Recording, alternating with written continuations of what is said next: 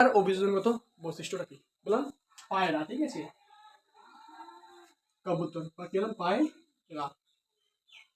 পায়রা যেটা আছে তোমরা লিখে রাখো যে তোমার পায়রা 9টি বায়ুথলি আছে। এটি কিন্তু পরীক্ষায় বারবার আছে, ঠিক আছে। যে পায়রা যদি আমরা দেখি 1 নম্বর কি বললাম, পায়রা 9টি কি আছে বায়ুথলি আছে,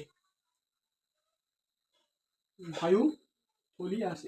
এটি কিন্তু পরীক্ষায় বারবার আছে, ঠিক আছে। যেমন 9টি বায়ুথলি আছে এই পায়রার। এবং যদি আমরা দেখি তোমার 2 নম্বর লিখে রাখো শুধু, এদের যে হাড়গুলি যেটা আছে ফাঁপা হয়, ঠিক আছে। বললাম যে হাড়গুলি যেটা আছে এরকম কি হয়, ফাঁপা হয়, ঠিক আছে, লিখে রাখো ফাঁপা হয়। তো আমরা অভিযোজন এবং অভিব্যক্তি সম্পর্কে আমরা পড়লাম।